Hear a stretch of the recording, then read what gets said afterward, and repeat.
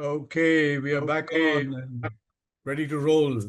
Hi, Dexter and Sanjeev. Welcome back. Welcome back.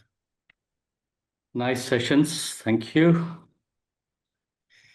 This break was welcome too. Yes, indeed.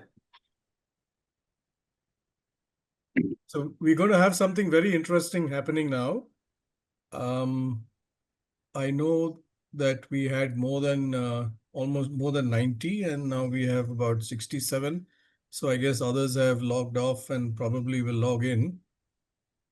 But in the meanwhile, I'd like to introduce our next speaker, our very own Director, Marketing and Communication, Aniket Pohekar. And the interesting thing about him is that he is a specialized kind of coach, a grief coach. Now, as you all know, grief is a terribly personal and traumatic emotion to hold. It's very difficult to share what you are going through because grief tears up your insides. It breaks you down like no other emotion does. It reduces you in a way to rubble.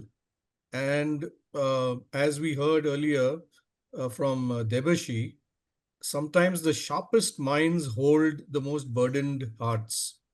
And this is very true for grief. So, in order for us to understand how do we actually deal with grief, how do we reach out to somebody who can help us, support us through this kind of emotion? And grief doesn't come alone. It brings its brothers, sisters, cousins, uncles, aunts of emotions and grandparents as well. So we tend to have a tsunami of emotions. And I'm going to ask Aniket to say hello, and we will get on with this session because I'm really very anxious to hear about this, as I'm sure all of us are. Aniket, over to you. Thank you. Thanks a lot, Dexter. And thank you to ICF Mumbai and to ICF Delhi-NCR for having me speak at this session. And wonderfully explained, Dexter. I think grief is a mixed bag of emotions that keep coming and going as you are experiencing grief. While I say that, I also wanted to take a brief moment to acknowledge the energy of the last two videos that we saw of the Mumbai chapter and Delhi chapter, especially the anthem that the Delhi-NCR chapter has created. I think kudos, and who knows, maybe the next event that we do in person could be a bigger collaboration between these two chapters. So thank you, and with that acknowledgement, Dexter, I wanted this to be Q&A, if that works for you. And there is a small little slide, the only slide that I have for today's discussion, that I'll request Nandini to display. Okay. This is, yes. So before we start, a bit of a disclaimer that I do not diagnose, treat, cure, or fix grief. I attempt to create a space that is free of judgment and that allows clients or anybody who's grieving to share and perhaps move their journey forward. I'll not talk about what's on the slide right now. I think as we progress, maybe I'll keep referring to these, and I'm happy to have more inputs from the audience today. So shoot, Dexter. Yep, Aniket. I think all of us have experienced grief at some time or the other. Not necessarily the death of a loved one, but maybe the loss of a job, loss of opportunity, some kind of terrible reversal in life that has taken away all the joy that we originally held. But I would like to ask you a counter question, Aniket, is what could you think would be, a couple or even a single big misconception that people have about their perceptions of grief? I think the single biggest misconception about grief would be that it is linear and there is a certain destination that you are going to be at. We've all heard of, the 5 stages of grief. Most of us must have, at some point in time, studied or read about the 5 stages of grief as placed by, as laid out by David Kessler and Kubler-Ross. My experience has been, and when I say this, it is about my own grieving experience, and also the experiences that I've seen my clients go through, that it is certainly not linear. There is no one stage that we are going to reach where which will be, okay, I now accept this. It's more about integrating the emotion of grief. And it started raining in Bombay right now. So what's the metaphor that is coming to my mind right now is it is almost like weather, where some days are rainy, some days are windy, some are breezy, and then there are these sunny, bright days, pretty much like what we were discussing in Mira's session where we spoke about seasons. Yeah. So it's as surprising as that, and grief shows up in different forms at different times. Just because you're happy doesn't mean that you're not grieving. Just because you're crying doesn't mean that your emotions are at their intense peak. Another metaphor that comes to my mind is, when COVID happened, I think the way we integrated social distancing and wearing masks in our daily life is how I see grief integrated in our lives. So we learn to carry it with us more than dealing with it and then keeping it aside and then saying, okay, now I'm sort of cured of grief. Another important thing that's coming to my mind pertaining to myths is that you are to get over it. You don't necessarily get over the feeling of grief. It occupies that little corner in your heart, mind, emotion, body, uh, which lives along with you for as long as you want it to, or for as long as it wants to. One more interesting myth that is coming to my mind is that grief is a sign of weakness. I think it's exactly opposite of that. If anything, it's only a sign of resilience and strength. The fact that you can carry it along as you're living and doing your day-to-day life and pursuing your careers, living your life with your family, I think it's only a sign of strength and resilience. Yeah, I think these are pretty much. Yeah, one more thing. Yeah. So another thing that I realize is, and this is, the first point that I put on my slide, it's not my story. So every time we see a grieving individual, a friend, a family, colleague, whatever, we always think that, okay, you lost your father. I understand that. And we jump into sort of bring about some relatability to their sadness or to their grief. And that is not how it is. Just because you have lost a relationship or you've lost a job or you've lost a career, and the other person has also gone through the same, doesn't mean that he's going or they are going to go through exactly the same feelings, exactly the similar experiences. Your experiences are unique to your own grief and your relationship with the bond or the connection that you had. And their experience with that grief is going to be very, very different from yours. So I think that's another myth. I often now, when I hear about somebody experiencing grief, I don't jump in to say that I understand what you're going through, because the truth is that I don't. Wow. I think that's such a powerful point you've made there, Aniket. You know, what I'm curious about is, and I'm sure all of us are curious about this, is what does a grief coach actually do that's different from, say, talking to a friend who's supportive and is offering you some kind of assurance or comfort? I think it's the same in the sense that there is good intent, and uh, the friends' help or support is also to make you comfortable in your grieving process. What is the key difference is that as a grief coach, besides obviously doing the essentials, which is providing a confidential space for sharing, which is free of judgment, I think another important thing is not to advise.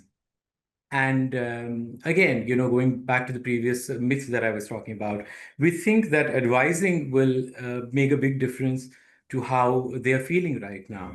And if they're experiencing immense sadness in that moment, we just want to turn that sadness into a happy moment. But what do you know? For their journey, it might be important for that moment to stay a little longer, for them to experience it in the most unique way that is only theirs. So to pressurize or to advise or to say, why don't you do this and why don't you do that? I think that's one of the key difference that a supportive friend brings and a coach brings. Another thing that's coming to my mind is I think with a family or friend or a close one, we beyond a point, we cannot share everything. We have that little fear of burdening them beyond what they might take, uh, and that fear is not there with a coach. My job as a grief support professional is to provide that space for you. So we start with that premise that you can share as much as you want at the pace that you want, and we'll meet where you are in your journey. And you can continue sharing as long as you want. There is no advice that is going to come your way from my end till you ask for it, obviously. And there is certainly no judgment. So that jumping into advice and jumping into pressurizing them to do certain things because we think they'll be happy is what a grief coach would not do, and that's where lies the key difference. So questions that have come up in the chat, I'll quickly ask you two before they run off the screen. One is, the question is, what's the difference between grief coaching and trauma coaching? Is there, a big sea, a ocean between the two of them? Are they one part of the other? Is there a fine line dividing that? And have you come across, instances where grief and trauma kind of edged into the coaching conversation, and did you have to separate issues? And the other question is that how do you actually deal with heavily loaded grief sessions yourself as a coach, when maybe in a day you have 2 3 sessions, and what do you really do to tune off and tune on again, and how do you protect yourself in many ways? Yeah, so I'll answer the second question first. I think that's where self-management comes in handy, not handy, essential. The topic for today's session obviously is EQ and coaching through grief with EQ. I think as much as I want to be detached while I am in the session, and as much as that is the intent of ensuring that this is not my story and I need to be detached and dispassionate and not bring in my experiences ever. What happens is after the sessions are done and when there is reflection time uh, for me, myself, on how I conducted the coaching session and what could have been done differently, there are times when, the stories bring in a bit of grief into my life as well. And that's where, the tricky part comes. And I need to be aware, or I need to at least have some tools and techniques to let it not affect me. And to the extent of uh, me getting into that state of deep grief and sadness doesn't mean that grief doesn't show up in my life. It does. But it's after these kind of sessions, heavily loaded, like you said, where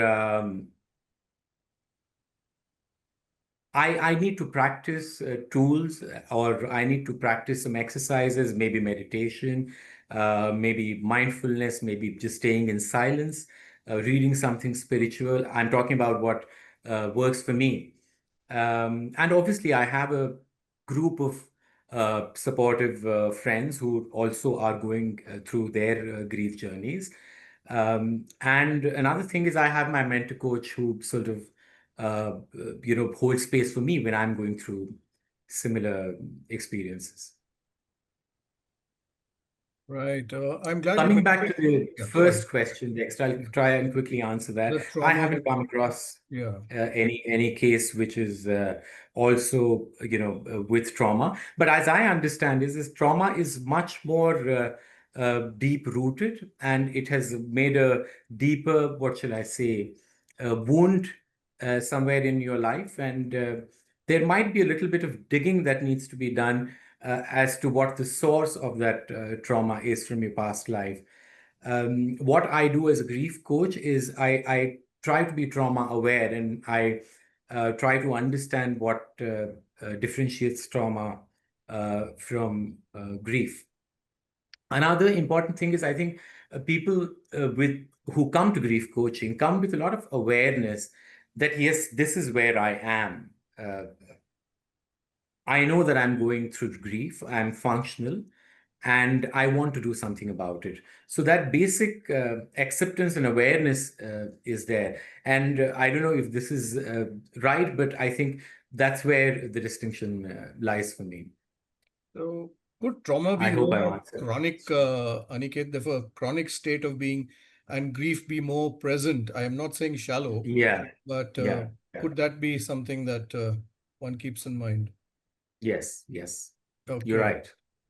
So there's another question that has come up is, is there a difference or a line between coaching and counseling when it comes to grief? Oh, yes, it's pretty much the same, Dexter, that we follow in coaching.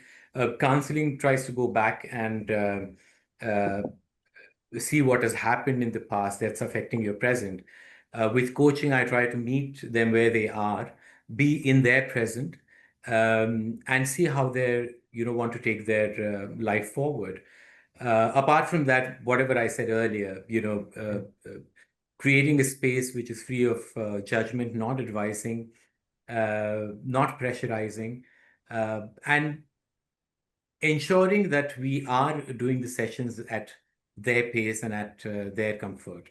That is essentially the difference that I see. And as you ask me this, what also might be important to mention here is therapy, when to refer. Obviously, ICF has laid out clear guidelines Yeah. on when to refer. One such guiding principle for me, and I'm sure for all other coaches, non-grief coaches, is also that when you're functional in the sense that you can live your regular life, cook, bathe, eat, talk, and you are fully aware that grief is a challenge that you're facing and you want to do something about it, uh, becomes a good candidature for grief coaching, as against somebody who has become dysfunctional, so to say, in their day-to-day activities, becomes a therapy client, and you need to then refer them to a therapist. How you do that, it's again another big story.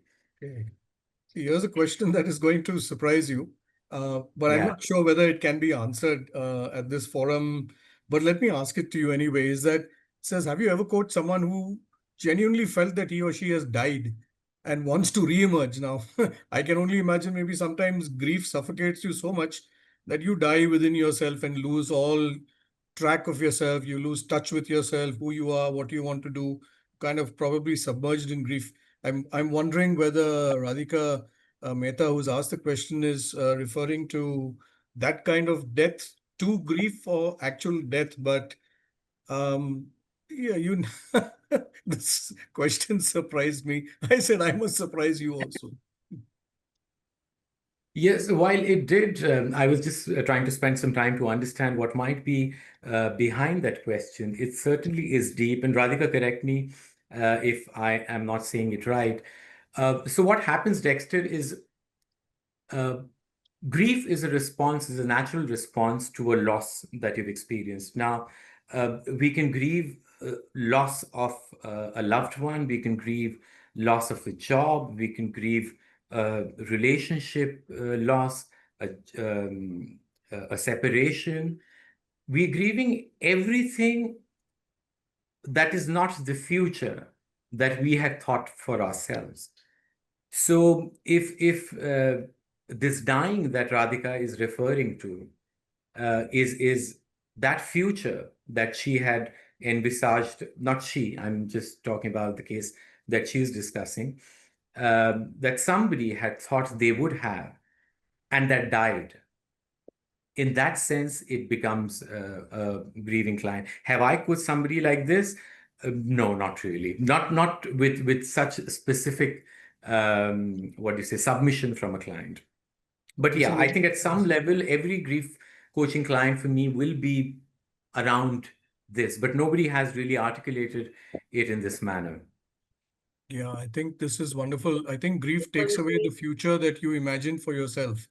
Yeah. And therefore, in some way, you die internally to the future that you wanted to live in. Yes. Aniket, we are talking in a session on emotional intelligence and coaching mindfully with it. Can you tell us, what kind of EQ experiences do you have in your coaching conversations when you're talking to clients about grief? So what the slide that I had asked Nandini to project is pretty much, the 6 guiding principles that I have put together. That's Mm. it's not a toolkit or anything. I just wanted to share that. So allow me while I go to that.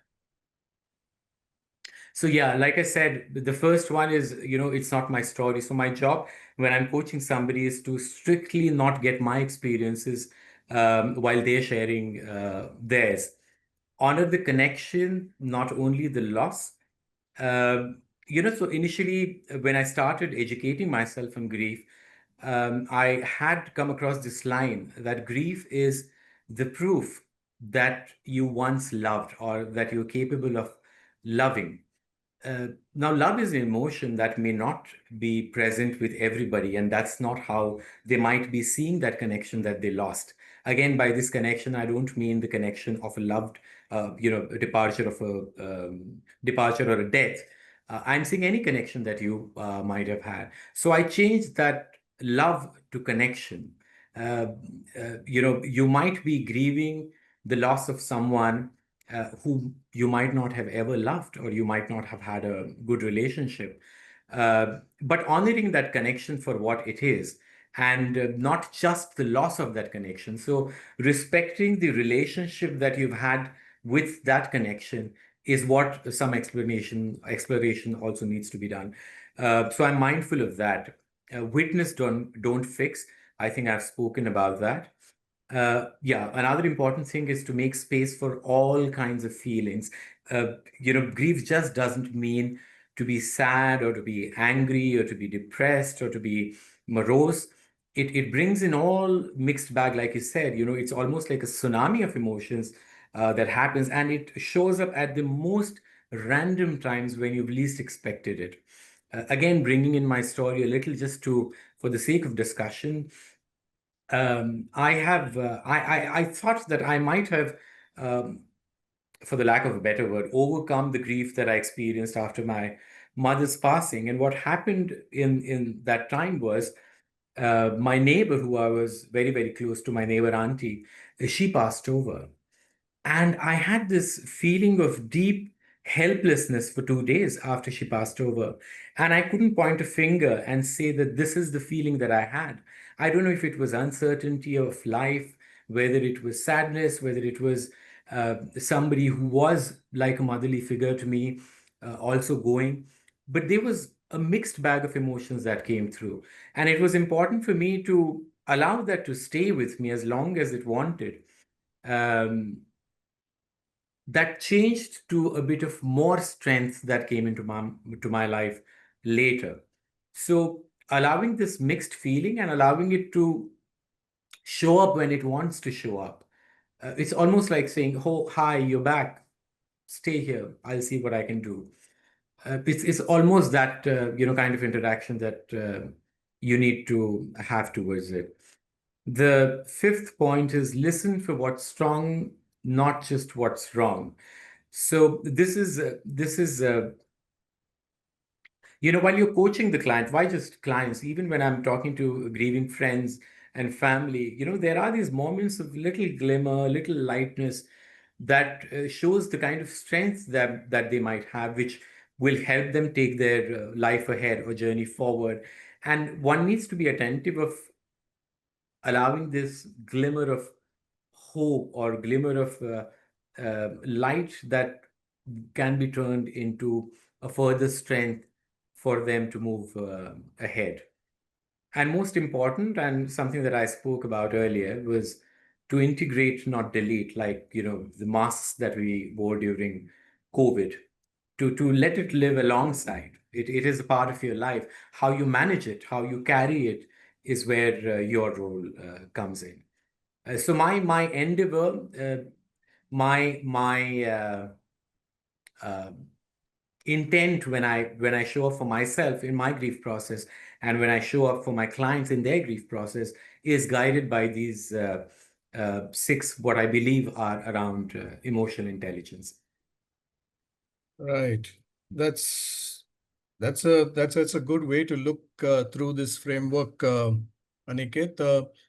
There's a quote that I've not only read but taken shelter in, and that is that grief is the price we pay for the great love we have experienced and lost. Yeah.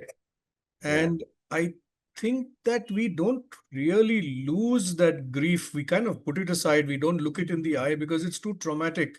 I mean, I'm sorry to use the word trauma in the same breath, but it is too devastating sometimes to look grief straight in the eye and deal with it. So we keep postponing, dealing with it. We go about our lives successfully, happily, and there are times I have found after having a fantastic high energy session, I'm driving back and there's just one song I hear. And that just kind of breaks me down immediately. And I realize how easily accessible that deep level of grief is on an everyday basis. And it means that I'm carrying it around with me everywhere in my heart. And what I carry around meets everybody I meet also. And I don't sometimes know how visible or invisible it is, but it surely it must be coloring my decisions and what I do and the relationships I have. Can you throw some light on this when you meet people who are looking for some kind of support through their grief? Does this become part of the conversation? It does become, and thanks for sharing this, Dexter. I deeply appreciate you sharing this personal story. It does happen. In fact, what's coming to my mind is, let's talk about these um, people who let's say they've lost a parent, and they are the son or daughter who uh, are at the front managing everything, the logistics, the rituals, talking to relatives, organizing the legal documentation, and they've lost their parent. One of such people, when I was coaching, I said, what is it that's going on in your mind? And that person said that I feel like I'm holding my breath. And if I exhale, I will shatter and everything around me will shatter. And that bit of awareness, that brief moment where they allowed themselves to exhale, brought in a little more awareness, and they realized that even after exhaling, I can still manage.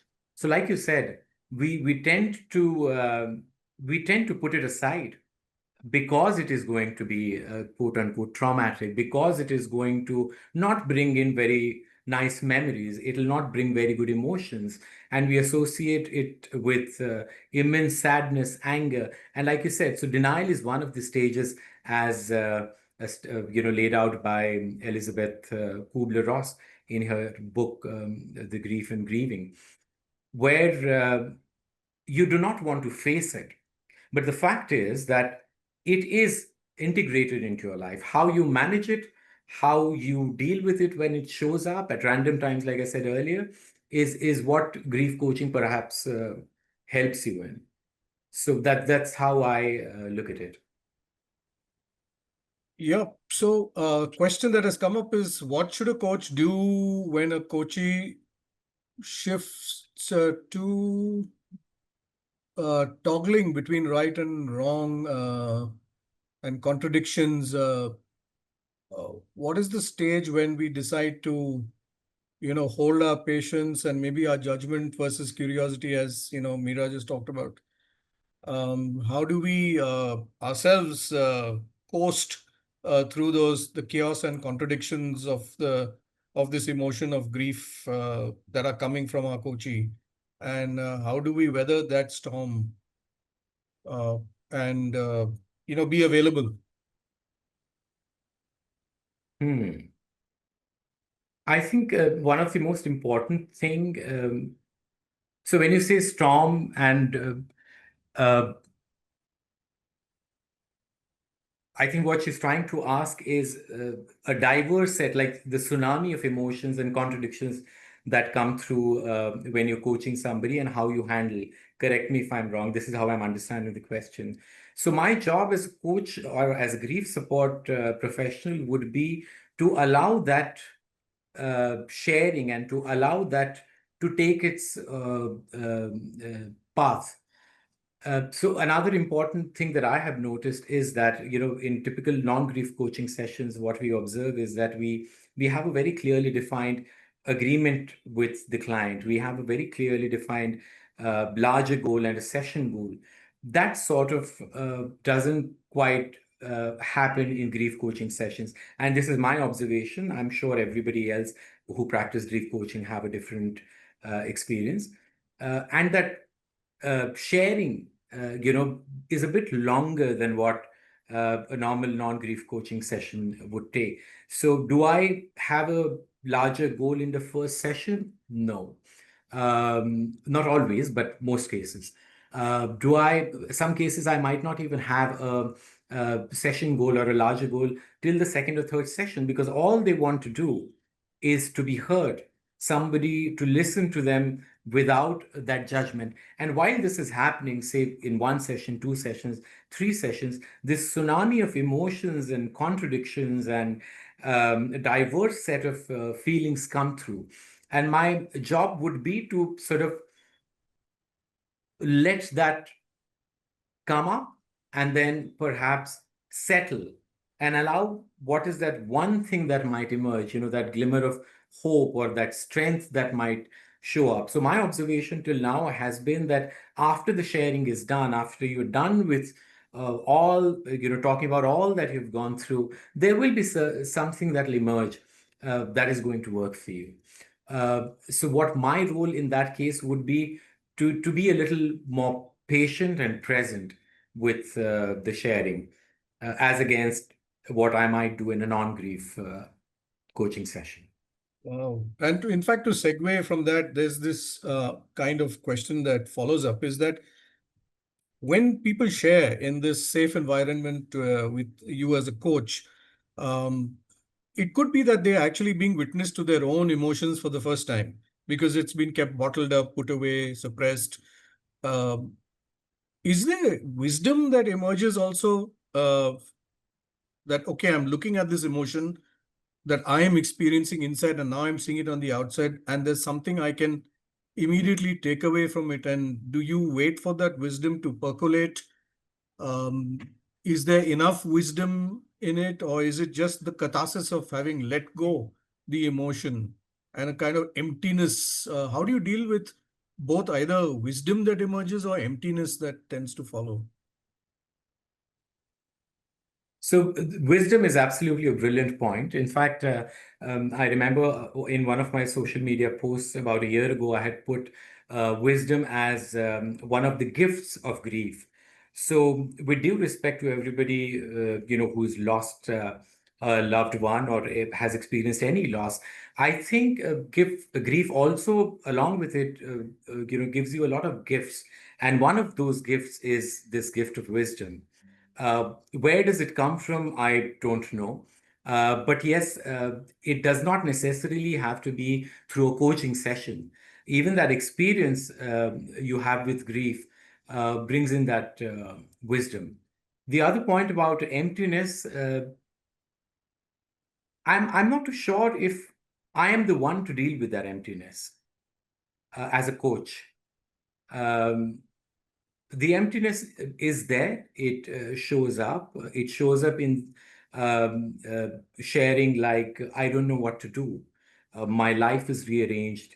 I have lost my purpose or my identity. I don't know what lies ahead of me. And that emptiness is one of the most important things that grief brings with it.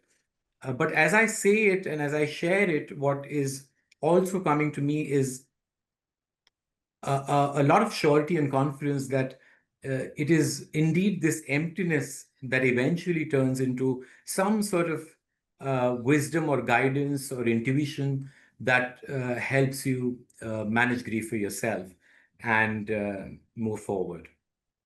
Yeah, it reminds me of that example of the monk and the disciple. And the monk tells him, I can only fill your teacup with tea if it is empty. Yeah, I can't keep pouring on a full cup. So resonate with what you're saying, that emptiness will ultimately produce wisdom. But as a coach, sometimes you've got to be patient and stay with that emptiness and not offer advice how to fill it. absolutely, Dexter. So I'm sure all of us are reflecting on our own, experiences with grief while we are talking to you. And I know that, all of us struggle in, finding equilibrium to grief. Uh, do you set any measures when you coach people to know that okay, we've achieved this kind of goal, we've achieved this kind of outcome? Is there a way of measuring where we've reached? I mean, is that at all possible in grief coaching? Yes, it is. So there is a wheel of life. The way we have a wheel of life, there is a Mm, grief wheel also that can be used. okay. Um, it is pretty much modeled on the wheel of life, where you rate yourself on the emotions that you're feeling at that point in time, and you can pick whatever you want to pick. And maybe after 2 or 3 months after the coaching engagement is over, you reevaluate that and see what are the aspects that you have fared well and what is it that you need to work on. Besides this, I don't really use any measures or tools. It is a general um, sense of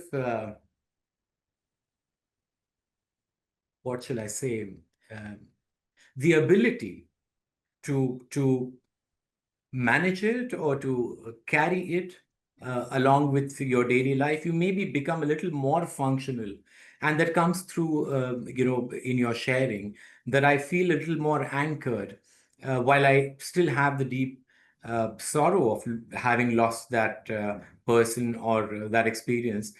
uh, I know that I can manage it. I know that I am carrying it. I know that it's still present somewhere, but I feel far more capable and equipped to take it along. And that this comes through in the sessions while they're sharing. So there is a, what shall I say, a general sense of well-being and ability, a capability to manage it. That would be my measure. Okay. So, which brings me to the other question is that, Aniket, sometimes because of our roles, responsibilities in life, and who we think we are, Yeah. we come, let's say, for grief coaching without wanting to feel the grief. Have you experienced that with your clients, that here's somebody who wants help but doesn't want to feel it? Uh, how do you get past that barrier where somebody says, I'm not prepared to feel my grief, but I want, you to help me through it? Because let's say I'm this very senior person, head of the family or CEO or something, I'm not supposed to cry. There's these myths about, how can I break down and cry? How can I look like a helpless child when I'm such a responsible person, so decisive, making big decisions about life and business and things like that? How do you get past this kind of challenge? I mean, if you experienced it. So it's quite the contrary, honestly, Dexter. Mm-hmm. Most of the people who seek help Mm, through coaching or any other modality is mm, because they're experiencing immense grief. And for mm, them, the grief manifestation is into immense sadness or anger or denial or sometimes even depression if that's what they feel. Uh, and they want to handle it. The kind of people that you are talking about, or the kind mm. of grieving experiences that you are referring to, are the ones who have this immense desire to be seen as somebody who is in control of Mm. their grief. So they might be carrying a facade that I'm very strong, but deep down inside, Yeah, yeah, yeah. uh, they need help with getting on or getting over. Not that they will get over it, but that is what their intent is. But in the society or in front of their friends and family, they want to be seen as somebody who is in control and not affected by grief. Yes. Yeah. Reasons That, for it, they'll know best. yeah, Yeah. that's very much where the question was coming from. And have you ever Yeah. come across where somebody has been sent for grief coaching because they're acting out, uh, and maybe the family said, I think you need to go and see someone because you're not handling the grief well. Yes, there was a friend who had referred their friend to me for grief coaching, and they had showed up with a lot of helplessness, and they were experiencing exactly this. You know, they were functional in their day-to-day life. It had been a while that they had lost a loved one, but the observation was made by people around them that while you think that you've moved on, it seems like you're not able to handle it, and that is how they referred them to me. And yes, those kind of clients do come in. You know, there in alcoholism, there is a phrase that says high performing alcoholic, where you're an alcoholic, but you're performing at your top in your top gear, and therefore Mm. it's probably not noticed by others. Yeah. But somewhere when there is a chink in that armor, it takes you all the way down. Then you Yes. resurrect again and perform again and go down again. Is there some similar kind of thing in grief? High performing, grieving person. Um, Yes, I think, the last case that I spoke about, those are the kinds who will be high performing, but still having the grief somewhere deep inside, but not being fully aware that something needs to be done. You Mhm. shared your experience a while ago where you said that I've had the Yes. most the best session, and then while I'm driving back and this song plays and I'm brought back, those memories come back to me and I just don't know how to handle it. Uh, so when I say that we are carrying it, this is what I mean, that we need to be uh, feeling equipped to carry it along with it. It'll always occupy that little space while you're still doing well in all aspects of your life. Otherwise, you might be uh, not you might not be able to handle this aspect of your life, and then it can manifest into other aspects of your life.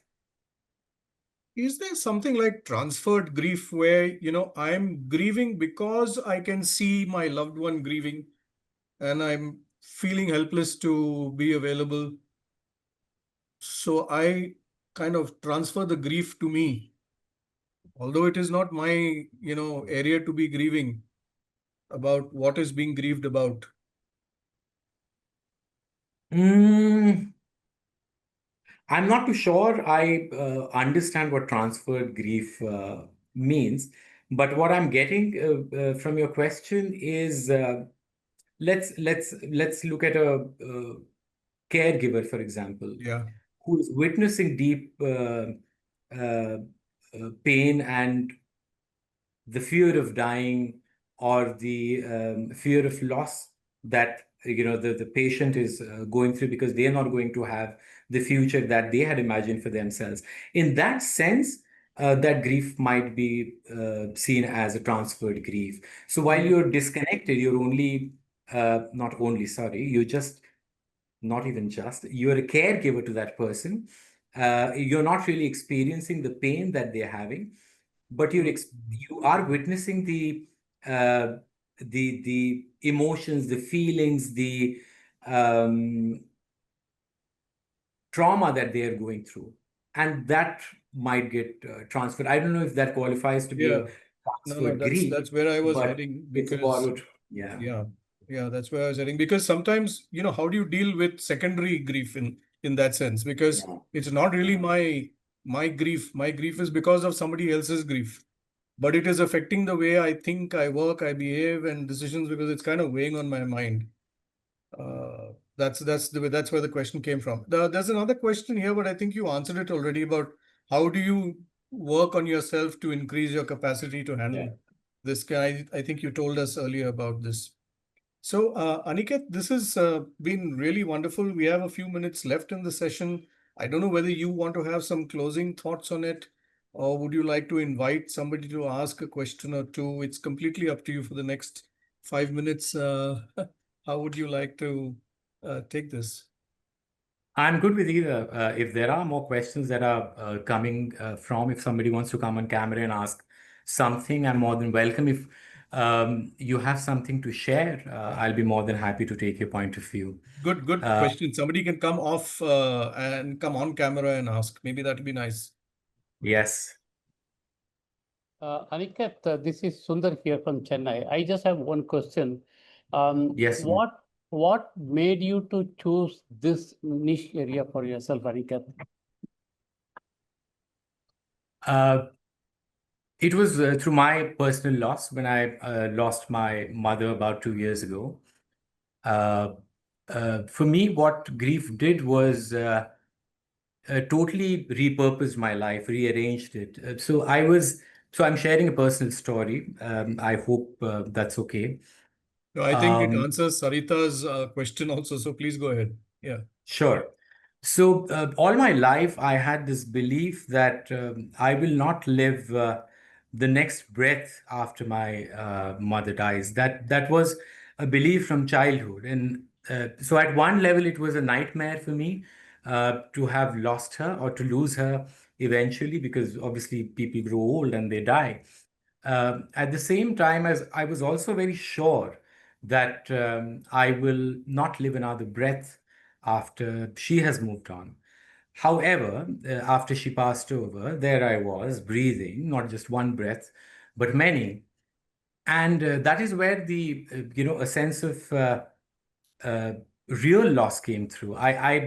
For me, my identity was a son, and that identity somewhere was taken away. I had to be in therapy for a while to get over, again, not getting over, but to manage my grief.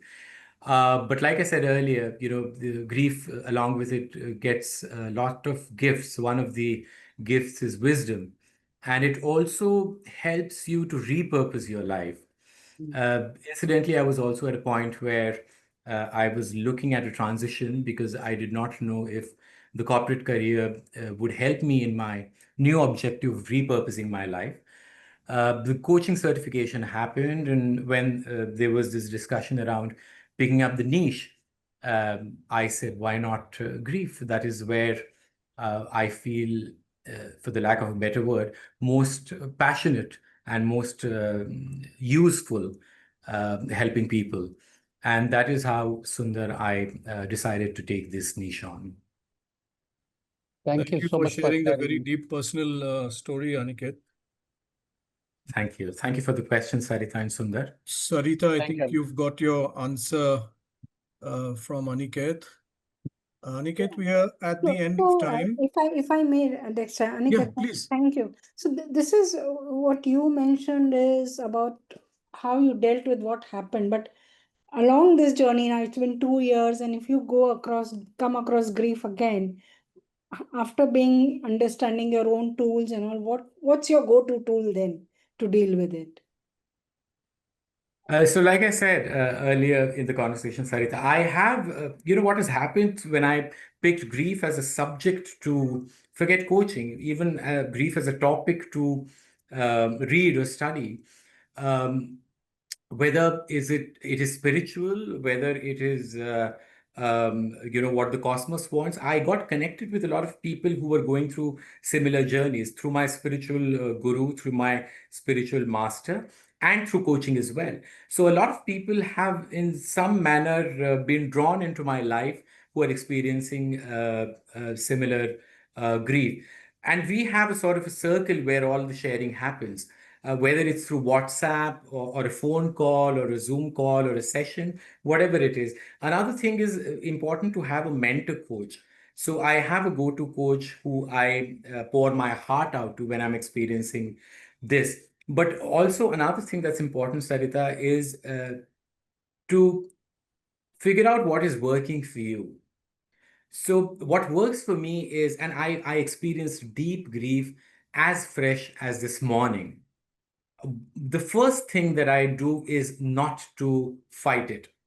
Because the moment you try to fight it, it shows up with all the more force. So I don't fight it. I treat it like a guest and allow it to sit and entertain as much as I can. Eventually, it goes away like a good guest would. Um, but yeah, there are other things also. There are spiritual practices. You can meditate, do Nam Japa. I used to do that, not anymore. I practice silence, I think, and silencing not just of the physical silence of being quiet, but silencing the mind. Not meditation, but just sitting in silence. So these have worked for me. And I'm still learning. I still am figuring out what works for me. But you need to then find that center, that anchor that works for you, and keep coming back to it each time you're experiencing the same pain. No, thank you So so we, much. I like that metaphor of seeing it as a guest and entertaining it. Thank you. yeah, Yeah. that's a good one. Thank you, sir. Go away like a good guest. Thank you. Dr. Urvi, one last question to Aniket, and then we need to transition to the final session. All And right. of course, we need to give Aniket his certificate. So I think Anne can cue that up. Dr. Urvi, go ahead. Thank you. So, Aniket, a quick one. You just mentioned, and thank you for this insightful session, first of all. And you mentioned about the linear process, that the stages of grief by Kubler-Ross. So, I just wanted to ask you, what do you think that in between space holds for? Because, I mean, I don't think all of us experience these stages in a linear way. And how does one connect that in between space with your own story or your own narrative? I mean, from the client's perspective, I mean, from with, I mean, how do you align the narratives with these stages, or rather the process of being in between? Thanks. Yeah. Thank you, Urvi. Thank you for that question. It's nice to have you here. So with due respect to Elizabeth Kubler-Ross for what she's laid out in terms of stages of grief, I'll be as quick as I can in this answer. I see them not as stages, but just emotions that show up. It is not essential that everybody goes through similar phases, or it goes in a cyclical manner. They show up at random times. Your question about what lies between these two phases is maybe another phase, or another stage that you experience, or maybe nothing at all. What I, as a coach, need to be observant of is how can that client be comfortable in that space or in that stage and without it. So it is not my place to diagnose and say, oh, this is the stage that you're going through. That's not what I do as a coach. But yes, I'm aware and alert to the fact to notice if there are certain shifts that are happening. Is there denial? Is there anger? Is there acceptance? But I don't really point a finger or place a finger and say, this is the stage you're going through, and this is the plan ahead that you need to go through. I hope I've answered your question, Dr. Rudri. Well, I think that's pretty much on point, Aniket. Thank you. You are yet another speaker who we want to hear from again after Mira, after Burjan, Mira, and now definitely you. I'm sure there's going to be a clamor to have you again. Thank you so much for being here with us. I'll ask Anne to present you with our certificate of appreciation to show you that you've meant so much to us this afternoon.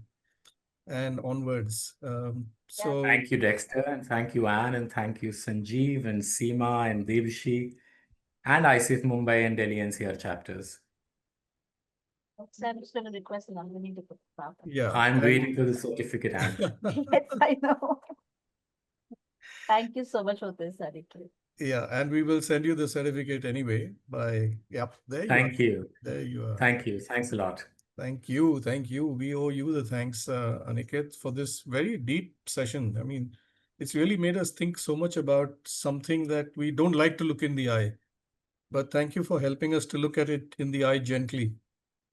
So, Thank you. Anne, I will ask you to invite Seema to introduce the next speaker from ICF Delhi. And I think we've got a really powerful session coming up for us. So let me hand over. So Seema, if Hello. you can unmute. Good and- afternoon. Yeah, great. Yeah, hi. Hi, Siva. Welcome. Hi, good afternoon, everyone. What a power pack day we had since 9:30 in the morning. Today is the EQEI day, and we welcome you to this special joint webinar, once again, jointly organized by ICF Mumbai and Delhi-NCR chapters. Today, we have truly witnessed and experienced the power of coaching mindfully with EQ in coaching journey. Coming up next is a person who I really personally admire, and I learned a lot from her in the short while of whatever short association we had. So I just like to share a little bit about her. She's the one who learned to listen from a young age, not just to the words, but to the silence in between. Not just for meaning, but for essence. A person who embodies the heart and soul of transformative coaching. Sandhya Mathur, the master coach. Sandhya is the first director of credentials at ICF Delhi-NCR, and now she's serving her second term. In this pivotal role, she is also part of the ICF Global Converts team, which is shaping the future of coaching at the international level. She is the founder of Inward Focus, a coaching and leadership ecosystem that empowers professionals, executives, and especially women leaders to lead with confidence, clarity, and presence. As the Director of Education at Symbiosis Coaching USA, Sandhya also blends global best practices with deep emotional and spiritual intelligence to elevate coaches worldwide. Known for her empathy and nurturing presence, Sandhya has mentored thousands of coaches, guiding them towards what she calls fire moments, those rare life-changing breakthroughs that define true transformation. She is also the author of her upcoming book, which is in making, and I know what she's going through right now, which is called Coaching the Invisible: How Top Coaches Use Neuroscience, Emotional, and Spiritual Intelligence to Drive Results, offering a profound lens into the deeper dimensions of coaching impact. And I think her early immersion in language, reflection, and spirituality quietly shaped her, a seeker, a coach, a translator of the invisible. So please join me in welcoming Sandhya. Thank you. Over to you, Sandhya. Thank you so much, Seema. It's just a midday boost to my energy. Thank you so much. And wonderful to be here. I've fabulous sessions today. So yeah, great to be here. And as you referred to coaching the invisible and the connection with what I'm going to do today, present today, you know, this idea of the book, can I say, has been swirling in my head for quite a few years. And it began with the title, Coaching the Intangible to Manifest the Tangible. That's what I wanted to write about. That is the core of the, can I say, the essence of the book. And why did that happen? I will give you a little bit of a brief thing on that. And first of all, thank you, Mumbai chapter. I'm sorry, I'm old-fashioned. I still call it Bombay. But thank you, Mumbai, for organizing this and this opportunity. Thanks so much. So going back to just tying up those little dots in what Seema just said. It happened because I came from that emotional, spiritual thought process or the way of being. And I came to coaching because there was something deep inside, and then I went and certified myself. And history is IT professional and a whole lot of other things, and following my passion to profession. Now, the whole idea was that when you come to coaching and the frameworks that are spoken about, it's very structured. And there are a lot of bits about coaches don't listen to emotion and all of that. So it began with just being completely surprised, especially when I was mentoring, teaching, got into coach education right from the beginning. And what I saw was folks were coming in with certain beliefs about coaching, with certain myths about coaching, that coaches are not supposed to touch on emotion at all. And my question to them was, then what are we listening for? We are talking to human beings. It's got to be, you have to listen to their emotions. What we do after that is a different matter, and that distinguishes us. So that's how this entire thing was born, and EQ and lots of work done there. And that's why the book coming up.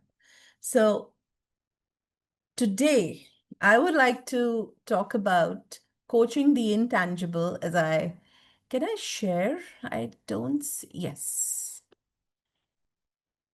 So one warning here, this is not a text-heavy presentation, and I seriously want everyone to just listen and communicate and listen. Does that work for everyone? Let me know, a thumbs up, a yes, if that's going to work for you. Perfect. So as we begin, and we've been through a fabulous marathon with, all the sessions we've done today. I'm saying, yes, listen, but can we spend a couple of minutes just getting into the mode of listening? Would that help? So if you're able and willing, I would urge you to close your eyes for a moment. Open your palms, rest them wherever, desk, on your legs, wherever, whatever's comfortable. Take a deep breath and exhale through your mouth. Now take a deep breath again and exhale through your mouth. And now slowly take a deep breath and feel it move through your core, to your shoulders, down to your heart, to your neck, to your head, and below, to your legs, to your arms. Hold it there for a moment.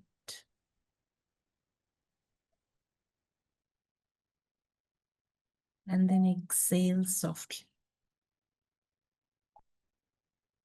Take another deep breath and let's just exhale softly.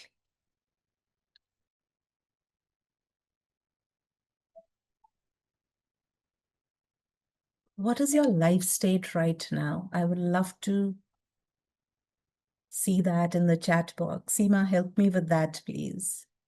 And what are you feeling right now? Your life state and your emotion, feeling, however you want to. Put it in one word, a sentence. They say peaceful, Whatever relaxed, seems grounded, calm, at peace, authentic attentive, and and vulnerable. present in the moment.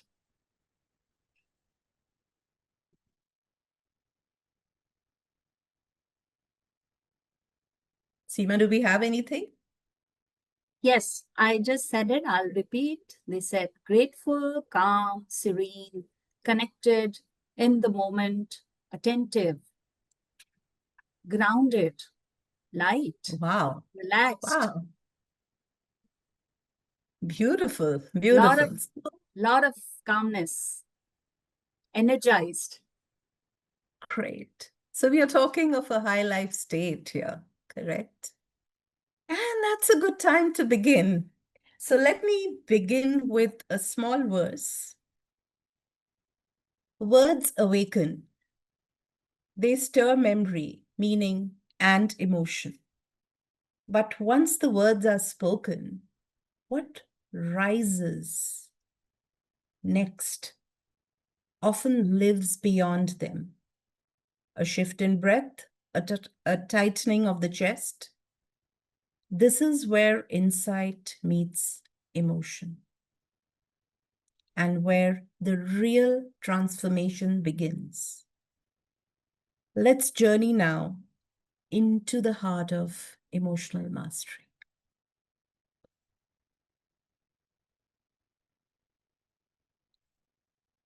Why emotional mastery? We all know by now, that a coach must tap into their emotional intelligence so that they are able to coach the client through emotional intelligence, get in the concepts of emotional intelligence. And it's obvious, isn't it? All of us have heard of the 4-quadrant theory. We keep talking about self-awareness, and we've spoken about it today as well in both the sessions, in all 3 sessions, in fact. And how about now the coach being self-aware so that they are able to manage themselves, so that they are socially aware, social awareness, especially with respect to our client, and then manage our relationship with the client. That collaboration just doesn't happen out of the blue, right? It needs that EQ, that EI in action there. So why emotional mastery and why does it matter?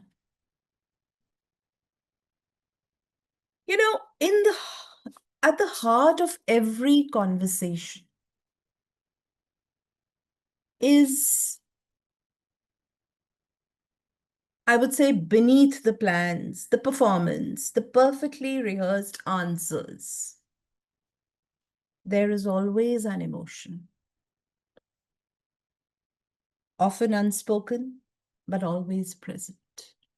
And that is why I was talking about the what and how coaching conversations being pretty surface level.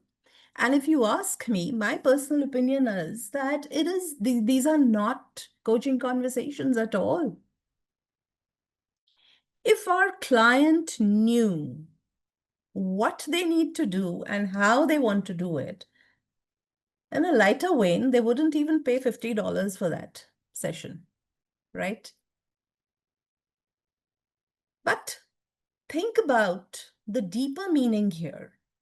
Coaching is defined as a process, as a modality that brings forth the client's best potential. Where is the potential? Is it in the what and the how, or is it deeper? What is what is it that is driving that goal? Have we explored that? And guess what? Who is this person who's trying to get to that goal? Who are they? What are their challenges? What are their beliefs? So how can we get to the how without tapping the why and the who? And guess what? The why is always going to be an emotion. Why are we all here? Most of us are here for 4 hours and more. Why? What's driving us? We feel a certain way, right? There's an emotion driving us. And some of you will identify with this when I say that emotions drive people and people drive performance. Right, Dexter? We learned that, and this is not me original. This is one of the first things that I picked up in my training at 6 seconds. All the emotion training and experience that I have is thanks to 6 seconds. And if we look deeply, that's what it is. Why do we do what we do for our children? Why do we go to work? Why do we want to earn more money? The financial goals also have a emotion that is driving the need. And then we come to exploring the who, right? Who is this client? What's holding them back? That's the idea. So that's why I would say emotions are not interruptions to logic or professionalism. They are data, they are direction, and it gives the conversation depth. And from what I see all around me, the scenario has changed. There was a time when we said, leave your emotions outside the door. When people being emotional was seen as a flaw. We label sadness as weakness. We used to label anger as danger and numbness as discipline. So emotions are what whispers, they are the whisper of what we care about, that emotion we feel, that drives us. They are the signal when something feels off and shape how we experience the world. Without emotional congruence, and we've seen that in the first session as well, connection is just that performance. How do we go about that? Without emotional regulation, how do we perform? Is it just numbness? Is it ignoring the emotion? Or is it regulating? The process is actually about getting the vocabulary right. And that's why the words matter so much. And that's why I would say emotional mastery isn't just a coaching tool. It's a life skill. It's the foundation beneath the presence we talk. It's the bridge between knowing and becoming. And it's the anchor in moments of intensity. It's the anchor in moments of ambiguity and fear, that one complex emotion that we all know of. How fear drives behavior. A fear that may be coming through from beliefs, values, identity, and it just manifests in amazing, completely contradictory behaviors sometimes. So in coaching, we've already established that it's a no-brainer that the coach has to master their emotional intelligence, tap into their emotional intelligence. Because emotional mastery is going to allow us to attune to our clients without really absorbing that intensity. We've got to be careful there as well. In leadership, it enables us to communicate with clarity without collapsing into reactivity. And in personal growth, it helps us move from avoidance to alignment. Whether it's grief or any other emotion that is not acceptable, that we don't want to talk about, there's so much avoidance, isn't it? Because every shift we seek from outside, whether in behavior or decision making, or it's relationships, it's powered by a current within. What is that current? It's amazing, when you ask someone, how are you feeling right now? Good, bad, some regular emotions. Identifying emotions is sometimes tough. Think about it. You're thinking about something, maybe your daughter's or son's admission, college, master's, whatever. It's just begun. The process has just begun. You're thinking about it. You're feeling what? Is it concern? Is it worry? Is it a little bit of being scared about something? Or is it anxiety? Are we able to stagger that? And what happens is there is anxiety. We've learned to talk about it. Unfortunately, with all of the emotional stuff and the labeling that is going on, there is some emotions that are highlighted more. Anxiety is something everyone's talking about without really analyzing. And then labeling that that emotion and putting everything in a box because of that is also I think it's a topic for another day. But that is definitely happening. So are we able to stagger that? Are our responses aligned to concern or worry? Or is it straight off to anxiety? What are we doing? And that is why it's my growth first as a leader, as a coach, as a mentor. And that's the only time I can take it, when I'm there, I can, or if I've experienced something, I can take it to my client. And I don't mean similar experiences. What I mean here is that a coach cannot take their client only as deep as they've beat themselves. And that is not about the same experience. It is about knowing that there is an inward journey.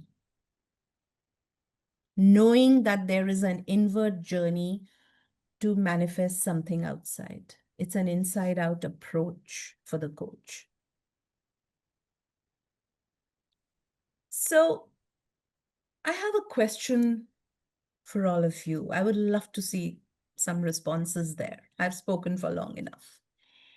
When was the last time you responded from the center, from your core, rather than a storm? And what shifted because of it? Let me repeat that.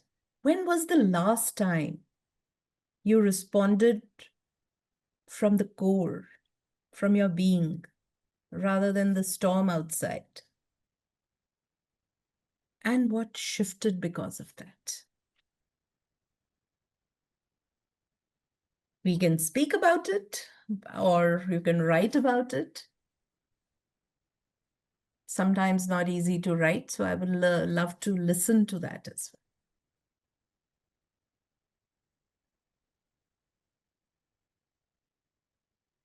Do we have anything in the chat?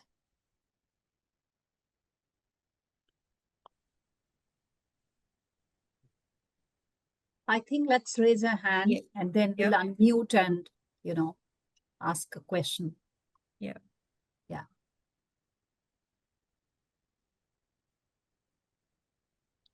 Or we can park this for the moment and let the thoughts continue and then come back.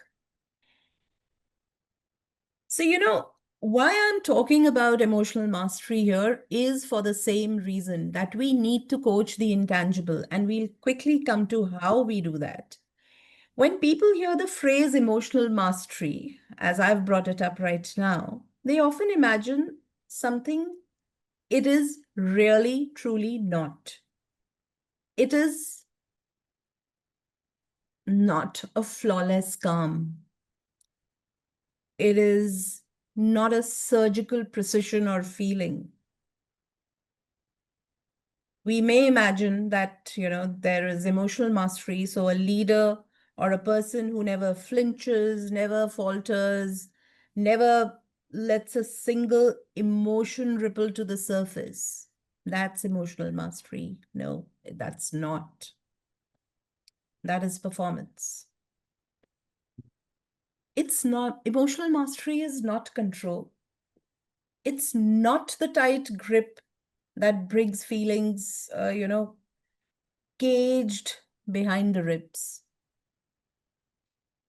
It's not the practiced smile that rides the storm beneath. Because control, when driven by fear, is not power. It's disconnection, dressed as discipline. And the term for emotions is navigating them. Feel them, welcome them, then navigate them. Because emotional mastery is not perfection either. It doesn't mean that we stop being triggered. It doesn't mean that we never cry in the boardroom or never feel jealousy or never feel fear or grief. It doesn't mean that we become immune to feeling. It's actually about feeling it. And emotional mastery is not about sterilizing your humanness. It simply deepens your relationship with it. When you allow yourself to feel, because there's years and decades and generations of conditioning. And sometimes we are not even aware of it.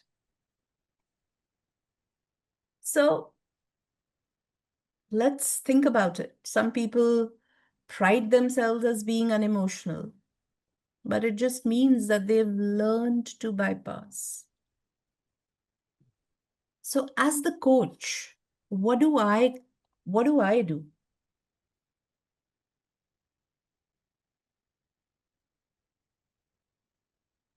When I say this is not mastery, then what is mastery?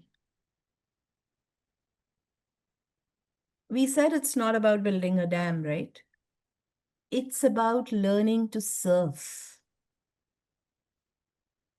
It's about riding the wave without being thrown in it, thrown by it.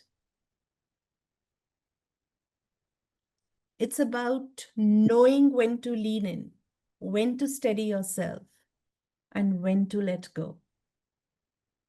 And how does the surfing, align with coaching?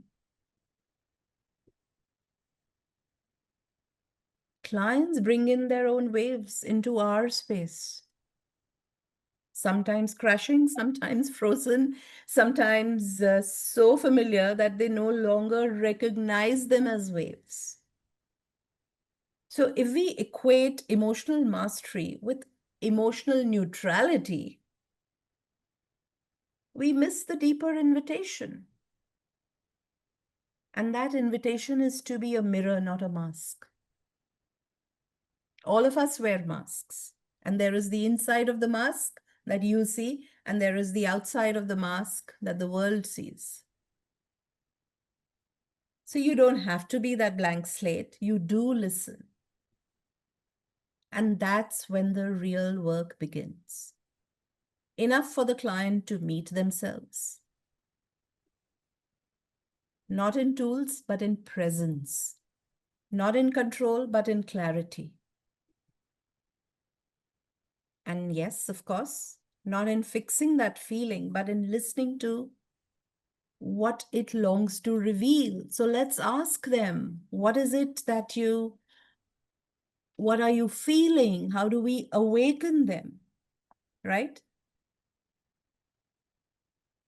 So if we are talking about it as the current beneath, what are they really telling us? What are these emotions really telling us? Let's just reflect on that. And I'll take up a few common emotions. Every emotion is a messenger, if and only if we are listening to that. Are we listening to our inner voice? Are we listening to what we are feeling? It may arise as tightness in the chest, or heat in the jaw, clenching of the jaw is maybe a response. But underneath the physiological signal is something quieter and deeper, which could be a belief, a memory triggered during a conversation, a memory triggered because of some music, or the client talking about their experience, which triggers your memory. And you start feeling the same way. And that, honestly, is a path downhill, right? You can't be feeling the same emotion because you're never going to be present after that. So emotions rise not only when we are threatened, right? We talk of the triggers and all of that. But emotions rise when something we care about is touched.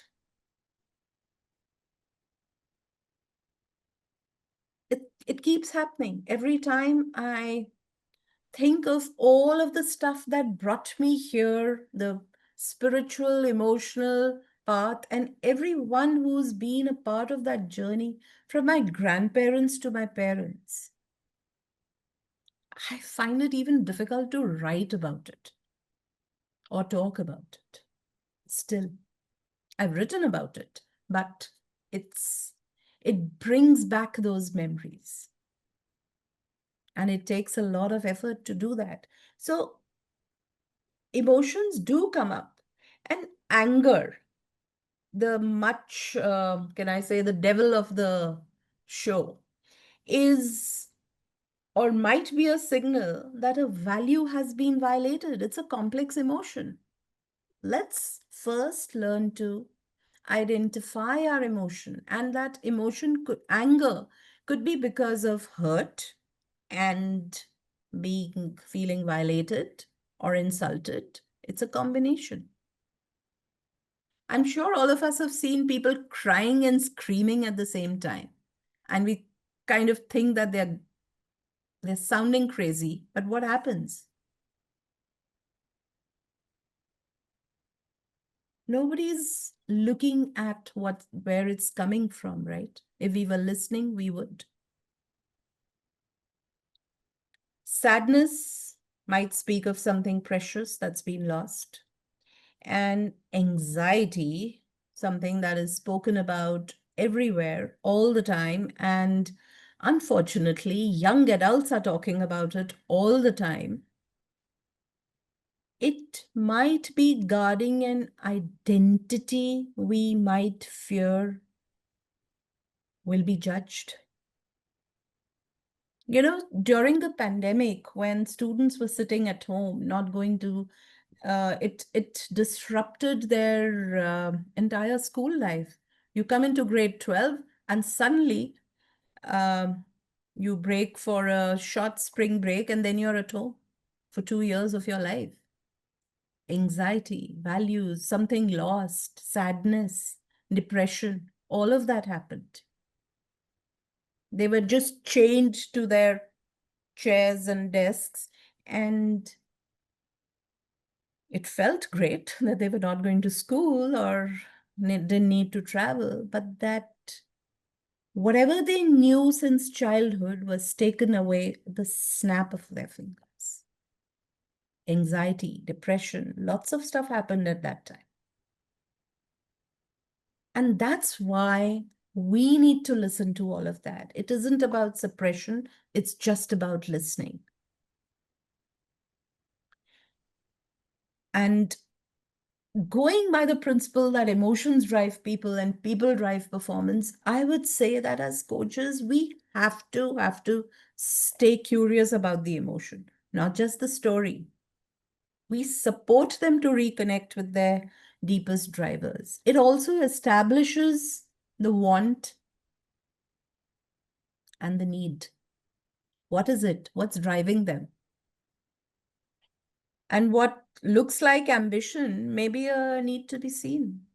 It may be serving something else. You want to buy a big red car. It may be a frivolous goal, but what's driving it, the journey deep within that drives you to that financial status where you can buy that Ferrari, perhaps, is what it is. The changes, the inner transformation that happens, the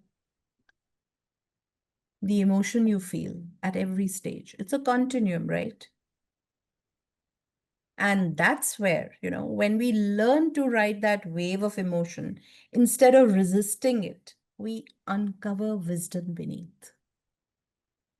Sometimes it takes forever to get the client to talk about it. But yeah. So let's move to the coach as an anchor. And if there are any questions, I would love to take those before moving to some tools and techniques to use. Yes, Sandhya, there are a few questions on the chat box I would like to read for you. Sure. Yeah, Mohan has asked, isn't EQ displayed in what as well? Top of the iceberg. In this slide, it shows EQ available in how and why alone. How and why alone? It shows in the what. What do you want to do? Why do you want to do what you want to do? And what's holding you back? That is the complete conversation leading to how you're going to do what you want to do. This is a regular identity iceberg. So when you get into what's holding you back, you might get into the place of, this is what is happening. It could be external. It could be, I don't feel like doing it. I fear doing it. I might fail. All of those things may come out. I don't have the skills. Not aligned with values. That comes up so often. And I can give you an example about coaches and how they, the methodology of coaching is aligned to a very basic value that they grew up with. I was mentoring an excellent coach, and she knew what question to ask next, but she wouldn't ask. Why? Because later on she told me that, I was brought up to believe that it's rude to keep asking questions. I think all of us can identify with that. It's not regional, it's not geographical. It was a time when, and then you get to being a coach. And all you do is ask questions. Simple value alignment. Here you're thinking, oh my God, if I ask them how they're feeling, if I talk to them about their energy, will they feel bad? Will it be rude? Because that is playing at the back of our heads. I've coached leaders who want to do what they, want to achieve what they want to do, and their values don't align with that goal or what the organization wants. What then? We talk about it. Who is this person? It's the who. This iceberg below the surface is who the client is. I hope that answers your question. Yeah, thanks a lot. Yeah, thank you. Sandhya, we have another question by Subhayu Bakchi. He's written, have had clients who are extremely uncomfortable in uncovering their feelings. What should one do?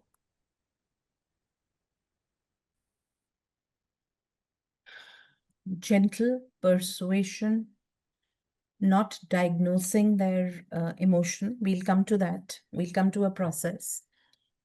And we don't diagnose that emotion. I normally go and say, and that's the short answer to whatever we are going to go ahead, do ahead in this session itself. I sense your energy shift. Would you like to talk about it? How are you feeling right now? What are your thoughts when you hold back on taking action? Simple things. Nothing fancy about the question. You're not going straight to their feelings. You're just talking you're saying what you've observed. I noticed a shift in your energy. You sound it's very upbeat. Would you like to expand on that? Something to that effect. Do you think that would help? Sorry, I Yeah, hope that helps. I think please Yeah, unmute. thanks. Yeah, Thanks, thank yeah. you. Perfect. So should we go on or? Yeah, and I just want to share one comment or maybe just feedback by Rajneesh had written somewhere I saw coming. Yeah, Rajneesh Mathur.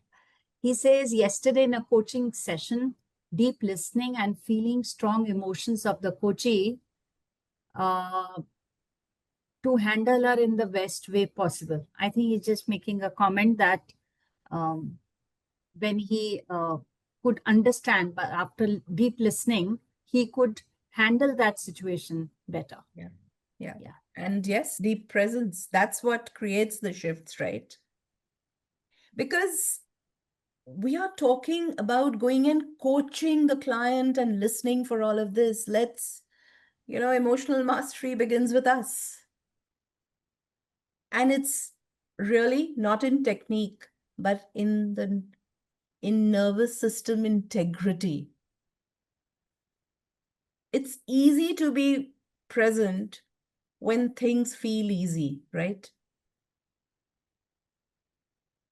But when a client's voice cracks, when anger enters the room, when someone's super frustrated with their job or their relationships, when silence stretches into discomfort, that's when our inner steadiness matters most.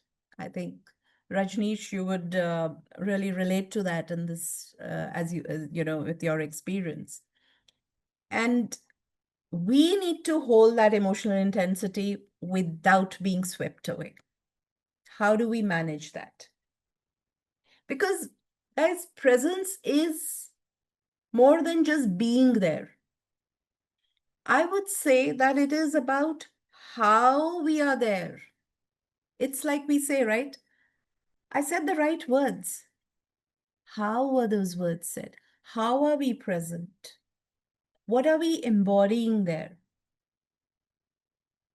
It's the moment when we soften our breath instead of rushing to solve. I would urge you all to relate to the competencies we are addressing right now. We are not fixing anything. That's not the mindset. We are not rushing to solve. We are not rushing to diagnose either. In fact, that is a complete no. Not done. Let the client speak about their emotion. I can't assume that they're feeling angry or sad or hurt. Let them put a name to it or talk about it. It's not a one-word answer necessarily. Let them explain. It can be a 100-word answer. And presence is, that moment we stay curious when judgment threatens. to rise. I mean, just 2 days back, I wrote something about intuition and cognitive bias. That's where presence is really important. When we let that silence stretch, and not as a void, but as a container. It's attunement. This is not performance. This is just being. How much can you prepare for any session? Beyond a point, you can't. It's a living, breathing conversation, whether it's a group of 100 people or it's a one-on-one conversation. There is only X amount of preparation that can go in, the exact words, the exact nuances that will come through. We don't know. So let's move ahead. And, I'll refer to Daniel Goleman. His work on emotional intelligence speaks to this, what I've just said. He's spoken about the capacity to notice, regulate, empathize, and connect. We've all, at some level, seen the 4-quadrant theory. But the point is, first within ourselves, notice all of that, be aware, and then with others. And as coaches, we need to bring that to the room. Because we are not just listening for words, we are listening for what's alive, and it's that emotion that is alive. The subtle change in tone, the held breath, we are not interpreting there. We are just integrating. So, to move ahead, what is the key to great deep shifts? How do we create those? Now, given that we were surfing, it's like surfing, I would say that if emotional intelligence is the current beneath visible waters, coaching is really the art of swimming in it with grace, with presence, with trust. I attended the first session as well, and the trust factor was so beautiful. As we move deeper into the realm of talking about and exploring the intangible is the emotion and the spiritual aspect. What do I want to do? The first why you ask, why do I want to do it, leads you to the emotion. Try asking the next why. Why do I feel this way? You will go deeper. Has anyone had that experience? And that's when the spiritual journey begins. Why do I feel this way? Where is this emotion coming from? Where is this feeling, this anger, this hurt? Where is it coming from? Spiritual doesn't mean somewhere else. It's just deeper. And I personally think, or believe, I would say, that coaching is a very structured approach to spirituality. I'll let that rest and we'll move ahead. So I'm saying that at the heart, EQ, the idea, the concept of emotional intelligence or emotional quotient, is not just a set of techniques. It's a way of being. It invites us to turn inward, to listen between the lines of our thoughts, to feel the textures of our emotional landscape. I would say it's like holding up a lantern in the fog. And in North India, we know the fog really, really well. We may not see the full path, but we start to notice what's right in front of us. And that awareness changes everything. Because as you follow the car in front of you, the tail lights, you do reach wherever you need to reach. And Trust me, that comes from the heart. When you're looking at fog coming in from the fields on both sides and you're driving out for a New Year's party, I have stories to tell about that. So self-awareness, I would say, whispers, pause, look within, know yourself, know thyself.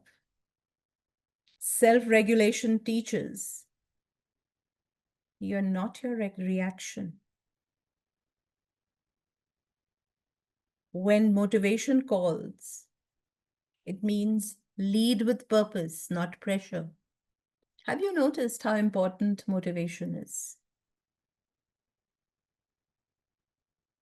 Have you also noticed that most of us, most coaches, most coaching conversations are about action and then moving to maybe takeaway and then to asking about commitment? Think about it. After the takeaway, if we asked again how you're feeling right now with that takeaway, that emotion would anchor intrinsic motivation, and your next question about commitment on a scale of 1 to 10, 1 to 5 will get you better responses. Does that make sense? It's like, if there's no motivation, there's no commitment to anything. And I would give the best example possible. It's about commitment to a relationship. If you didn't feel anything, would you commit to a relationship when the proposal is put forward? You wouldn't. And that's the reason more than one coach has told me that the client commits to something and comes back and says, hey, I couldn't get this done, or they'll miss a session, or just make excuses. Because we haven't tapped that intrinsic motivation. And that intrinsic motivation starts right at the beginning when we say, how do you feel right now? Let's move to empathy. Empathy leans in, feel with it, feel that empathy. Support the client. Social skills remind us of what? That connection is the true currency here. These capabilities, these capacities are often, everyone says that these are intangible. How do you measure it? But these are subtle shifts in energy that we need to take into account. And I would say neuroscience confirms that they're also deeply, embodied, because new neural pathways are formed when you ask all of this, when you explore all of this. Habits get rewired. Sorry? No, Sandhya, please go ahead. I think somebody unmuted by Sure. mistake. No problem.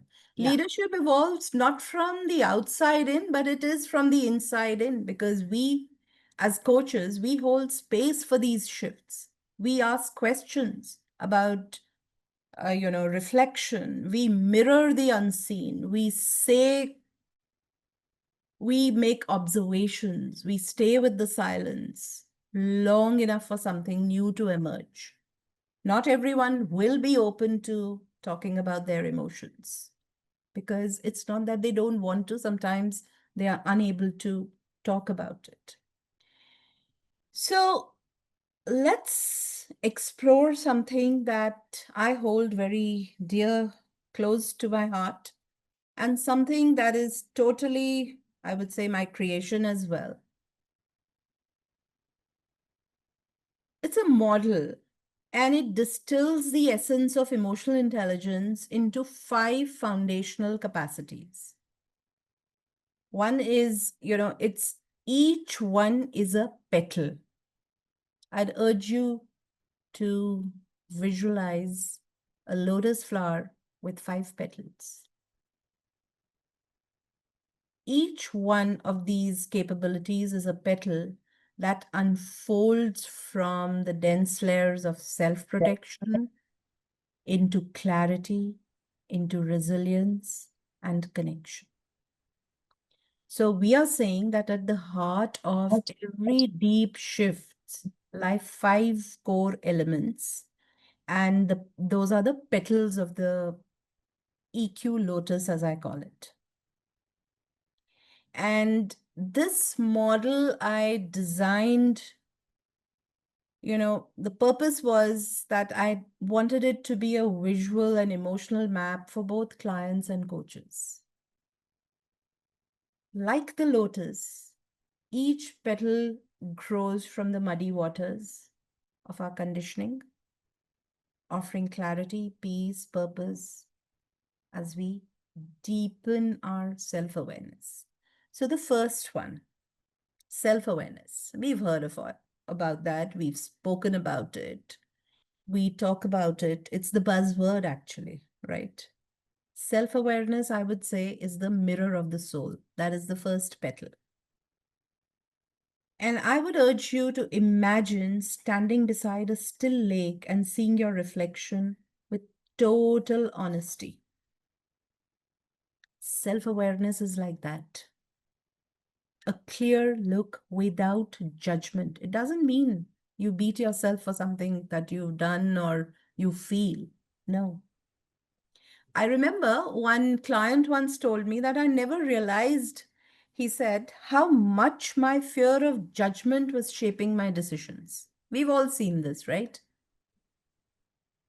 That moment, that raw, vulnerable, and real, became the beginning of this client's transformation.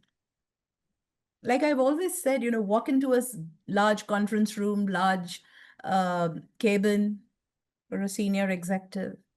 Behind that large desk is a vulnerable human being. The designation is outside the door. Sandhya, I have to Yeah. interrupt. Sorry to interrupt. I think you need to move the slide. Oops. Yeah, thank you. I get so lost in...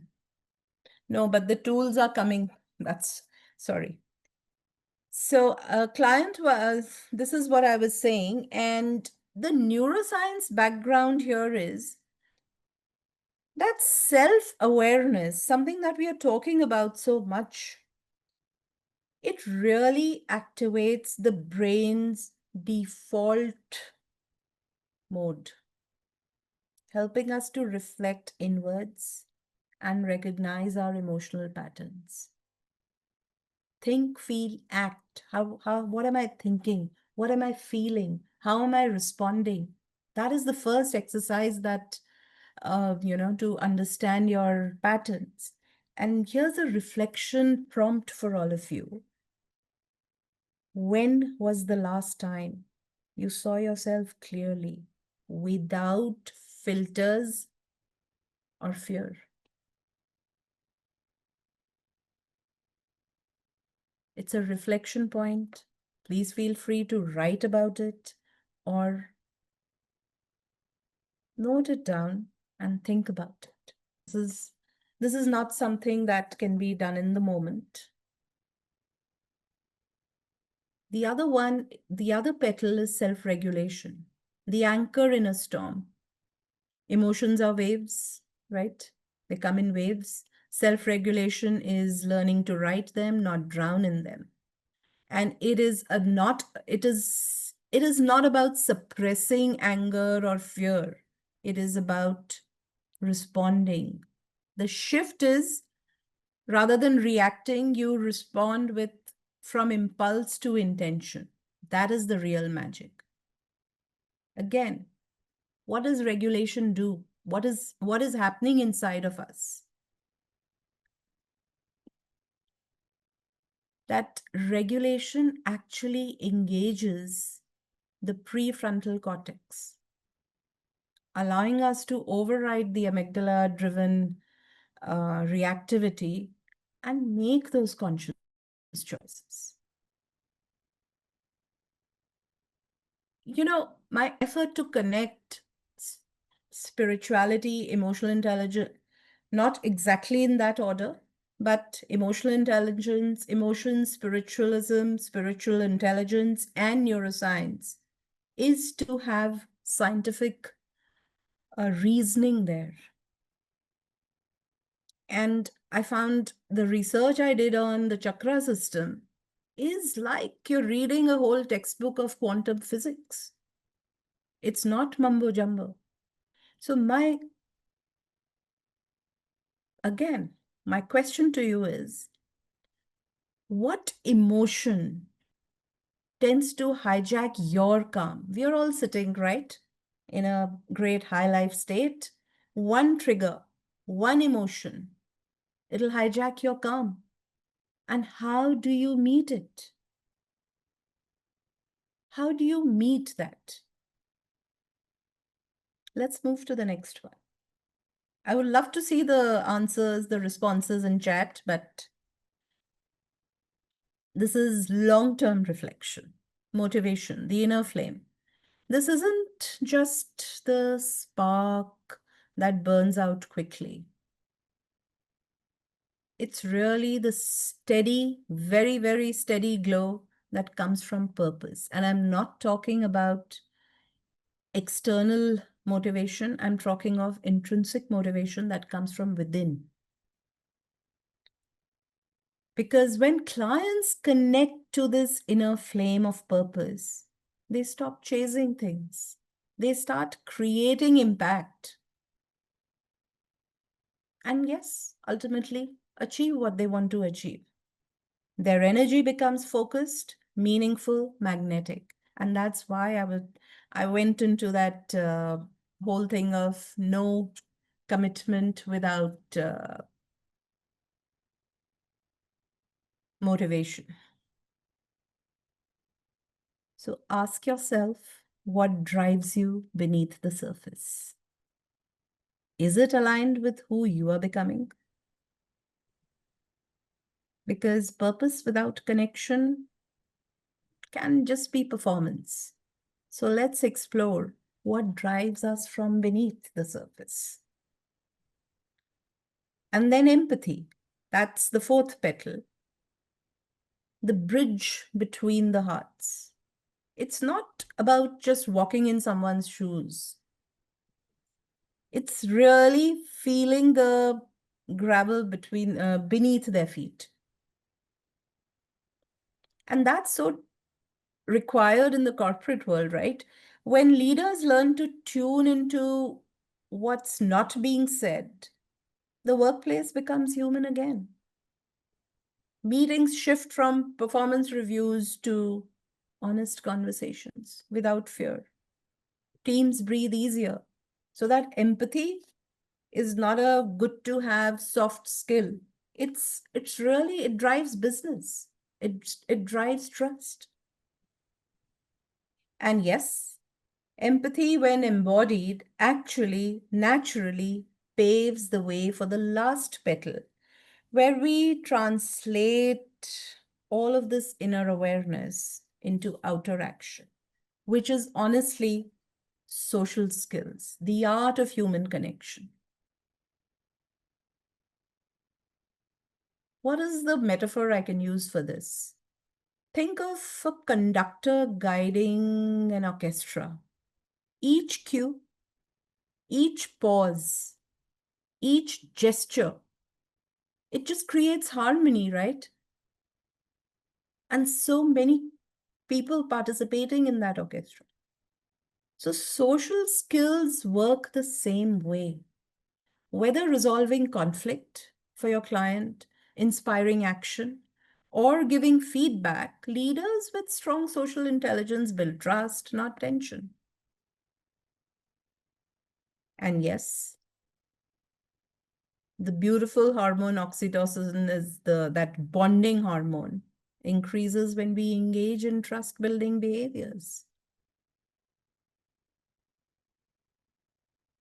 Again, a question to yourself. When and where in your life could you lead with more connection and correction? can we? Whether it's personal relationships or professional relationships. Where in your life would you be able to lead with more connection than correction? So And big, that's me again. Sorry to Yeah. interrupt. I think again we need to shift the slide, number one. And number two, we are just Yeah, about I'm to just- reach the, yeah. Thank you. finishing Thank you. in what, 5 minutes or so. Okay, thank you. So understanding the 5 petals of the EQ lotus, I would say, gives us a map, but coaching emotional intelligence is not really about recognizing just recognizing these elements.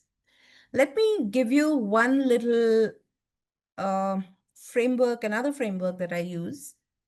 It's R for recognize, E to explore, V to visualize, and E stands for evoke, A for align, and L to learn. REVEAL, reveal. Because as coaches, we are gardeners of the unseen. We don't fix, we nurture. And while each client's journey is unique, I would say that the reveal model offers a gentle structure to guide emotional breakthroughs. Let me repeat that. Recognize, explore, visualize, evoke, align, learn. Any thoughts there? I could go on, and I would love to give you more tools today. But going back to the previous slide, there were these tools that I wanted to talk about, especially the mindfulness stuff, the pathway, understanding EQ as a pathway to the subtle and unspoken. We know that now. Mindfulness is for ourselves, a guided mindfulness-based practice. Each one of us is going to do different things for that. Meditation, listening to songs, listening to devotional songs, listening to love songs, romantic songs. Everyone has their pick, right? Regulation, emotional regulation tools to deepen presence and shift energy. And then, of course, there is the frameworks that we spoke about. Practical frameworks to integrate EQ into coaching dialogues, insights. There'll be lots of case insights available, and there will be, of course, there'll be lots of case insights from my book, Tracking, where you would find somatic and energetic tracking techniques very, very useful. What is somatic techniques? You know, something like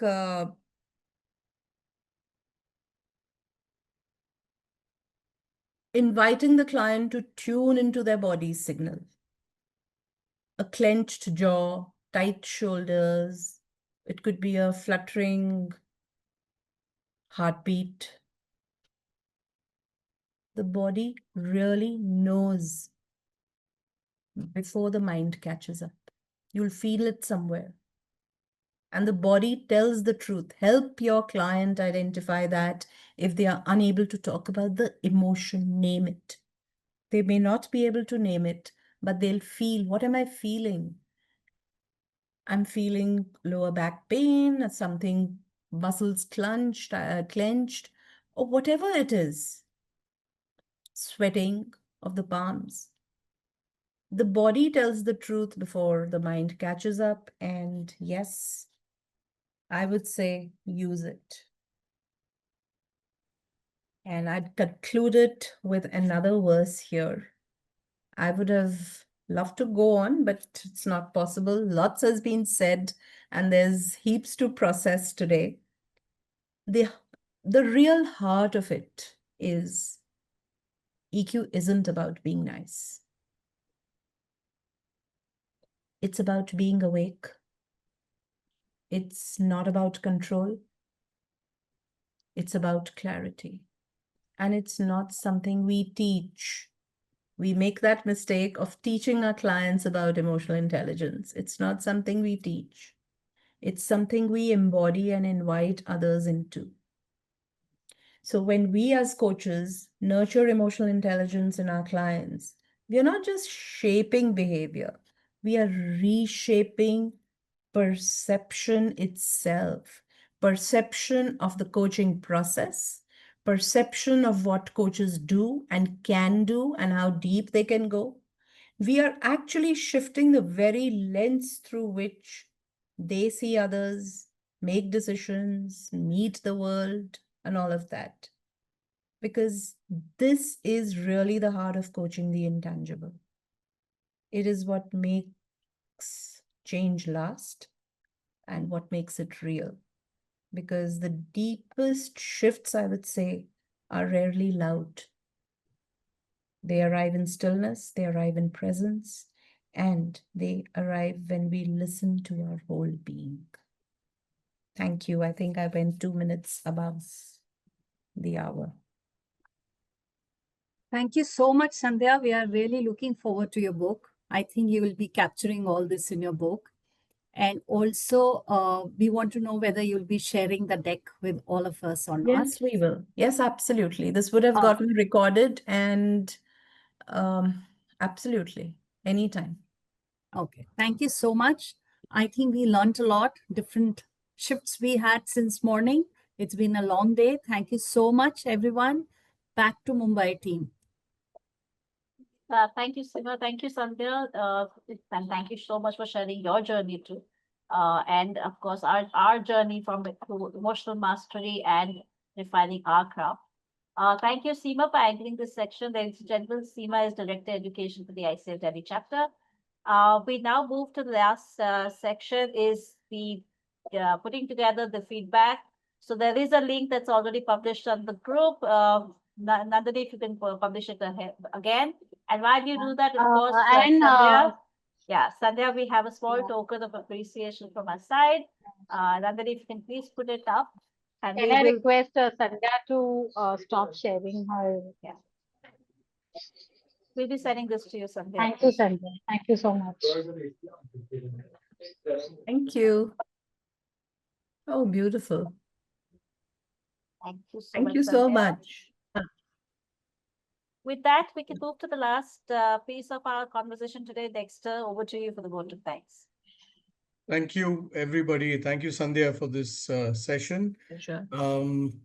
We've had a lovely day, and I don't want to spend more time recapping because each session has been dealt with so thoroughly. So we began with this amazing welcome address from Sanjeev Bhatia and then from Deb of ICF Delhi.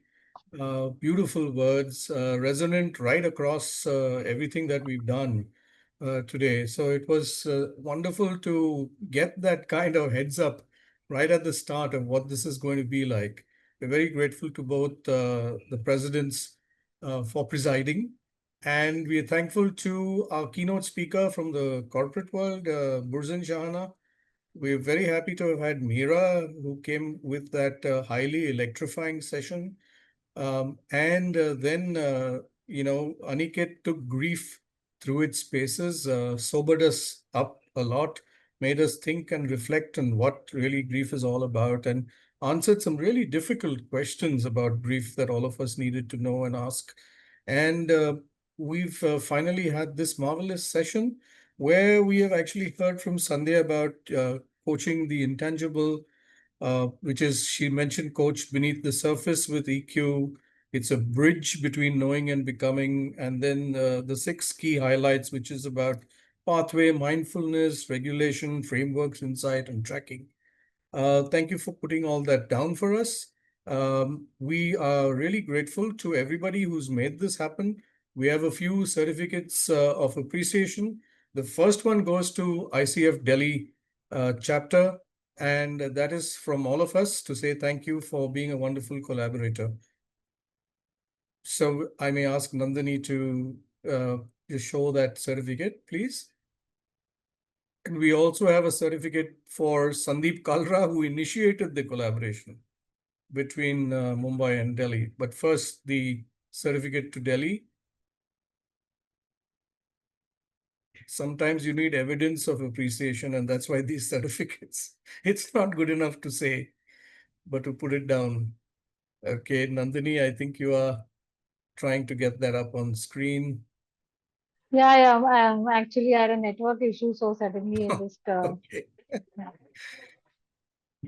And Nandini, since you Yeah. make these certificates, I could not tell you that there's one for you because you would have to make it for yourself. Oh, So there's a great appreciation from us to you because you are so vital in making this happen. No matter what we do and try and put together and design, in order to deliver, we really do need you. So thank you very much. A big hand to Nandini for actually thank you helping so us with this.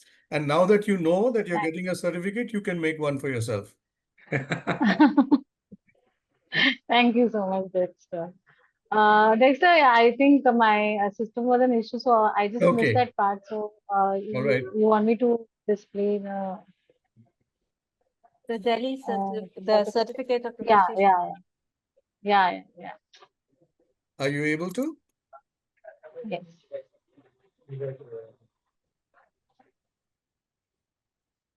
Is everyone able to view the certificate? Yes, we can see it. Oh, okay, fine. You got it up? Okay. Yeah, I got it. Super. Yep. So that's to ICF Delhi. A big hand for ICF Delhi for coming through and being our partner today and hopefully in the future too. And a certificate of appreciation to Sandeep Kalra, who is engaged otherwise.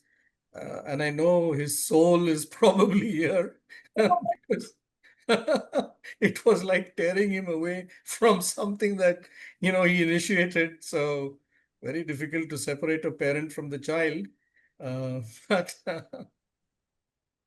there we go, Sandeep. If you are anywhere that you can see this, it's up, but we're going to send it to you. Thank you so much, everybody. I'm going to hand this over to Seema to have the final word today. Thank you so much, Dexter. I think you have already covered all the sessions, all the presenters, everyone. I just want to really give lots of gratitude to both the chapters for organizing this. And more than that, to all the participants. They've been really, really patient. I know it's not easy to attend Saturday, half day in this. So thank you so much. That's it. I don't want to come in between you and your lunch. Have a nice weekend and we'll see you again. Thank you. Okay. Can I add something here, please, Dexter? Absolutely. Please do. I just want to say a huge thank you to everyone who attended. And I see so many people from the Western Hemisphere who woke up very early, or it was the middle of the night in the US, and they attended the session. It's truly credible.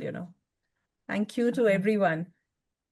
We've had 7 chapters across Mumbai coming through. Yes. We've had 2 global chapters, and we've had about 25 eager people who are not coaches, Yes. but are interested in what we do, and some 11, 12 who are not yet certified, but are learning coaching. So, yeah, I agree with you, Sandhya. There have been a lot of enthusiastic people. Yes. And, And I look at it as something beautiful happening for the profession. Yeah, I agree. Yeah. And that people are looking for at deeper meaning. Yes. If there's anybody who wants to say a couple of things, any few people who want to come on screen and say, we're about to wind up, but we would absolutely love to hear your voice, and then we can go to lunch.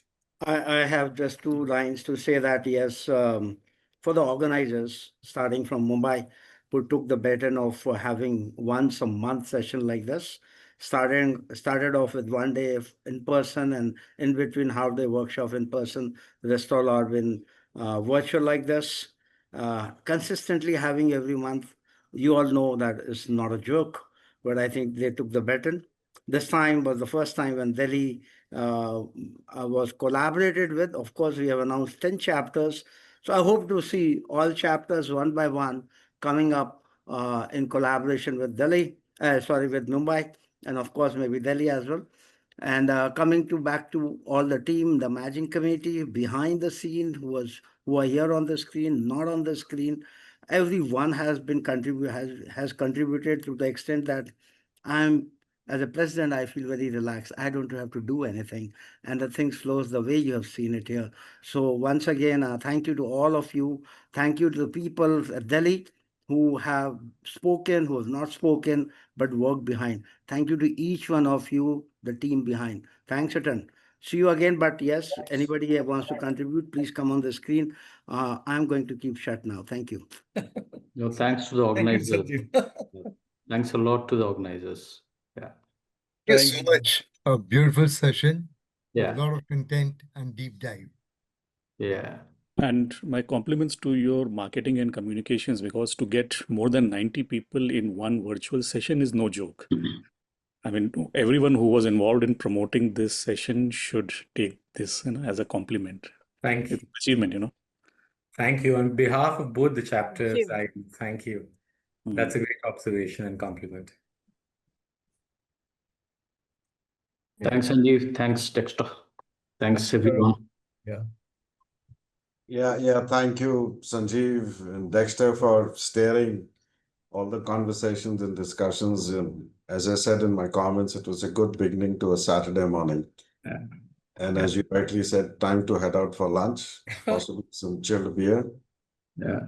And reflect on the learnings. Yeah. Thanks very much. Thank you. Can we quickly take one last photograph with, I think Yes. now 33 people. So don't Yeah, leave, yeah. don't leave. For 4 hours, if you can still smile, nothing like it, please do smile. Open up your camera even if you're tired.